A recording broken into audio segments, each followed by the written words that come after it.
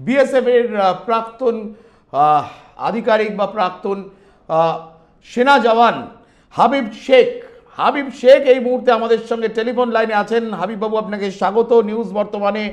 এই লড়াই কিভাবে দেখছেন? এই লড়াইয়ে কতটা প্রস্তুত আপনি? আপনি তো দেশের জন্য সীমান্তে লড়েছেন, সীমান্ত প্রহরায় ছিলেন। এবার আরও একটা ক্ষেত্র, দেশের জন্য লড়াই অন্যভাবে, এবং সেই লড়াই আপনি কতটা প্রস্তুত?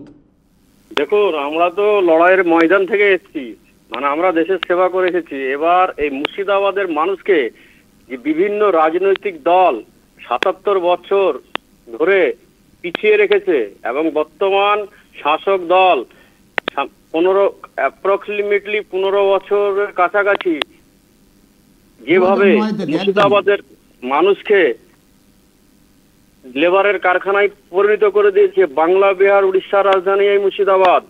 এই মুর্শিদাবাদের না কোনো কর্মস্থান আছে, না কোনো শিক্ষার পরিকাঠামো আছে, না কোনো স্বাস্থ্যর ব্যবস্থা আছে। আমাদেরকে পরিযায়ী শ্রমিকে মুর্শিদাবাদের মানুষকে পরিণত করেছে। আমরা পরিবর্তন আনার জন্য যেমন দেশের সেবা করেছি ভারত মায়ের, সেভাবে মুর্শিদাবাদের মানুষকে এই অন্ধকার থেকে আমরা বের করে আলোর দিশা দেখাবো। যেভাবে নবাবের জেলায় মুর্শিদাবাদ আবার পুনরায় ইন্ডিয়ান সেকুলার ফ্রন্ট আইএসএফ এর নওশাদ ভাইয়ের হাত ধরে এই জেলার মানুষকে সঠিক দিশা দেখাবো। আমি এই প্রতিজ্ঞাবদ্ধিত হয়ে মুর্শিদাবাদের মানুষের একটা কথাই বলবো, আপনারা পরিবর্তন আনুন এবং আমাদের সহযোগিতা করুন, মানুষের জোট গড়ে তুলুন এবং নতুন মুর্শিদাবাদ দেখার আলোর অপেক্ষায় আপনারা থাকুন এবং এখান থেকে একটা এমন প্রতিনিধিকে আপনারা জিতিয়ে দিল্লি পাঠান যেখানে আমাদের কথা, আমার মুর্শিদাবাদের বেকার যুবক যুবতীর কথা, আমাদের গরিব মানুষের কথা তুলে ধরবে। যেভাবে নওশাদ ভাই বিধানসভায় মুখ্যমন্ত্রী মমতা ব্যানার্জির চোখে চোখ রেখে পুরো পশ্চিমবাংলা সহ মুর্শিদাবাদের কথা বলছে, এই আবেদন আমি মুর্শিদাবাদবাসীর কাছে রাখবো। হাবিব বাবু, আপনি অতীতে দেশের সেবা করেছেন, সেই মুর্শিদাবাদে আপনি ফিরে এসেছেন, নিজের গ্রামে ফিরে এসেছেন।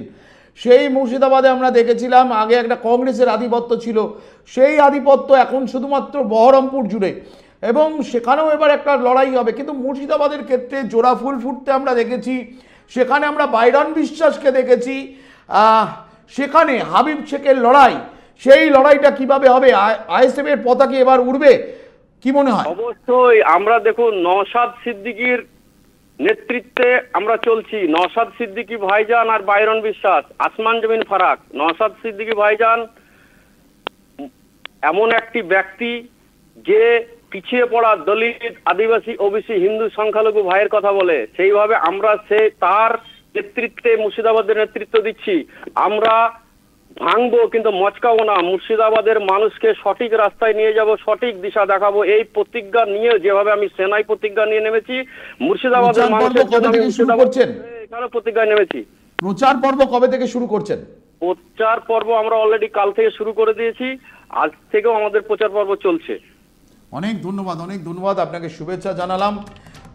হাবিব শেখ আইএসএফ এর প্রার্থী মুর্শিদাবাদের, তিনি আমাদের সঙ্গে ছিলেন।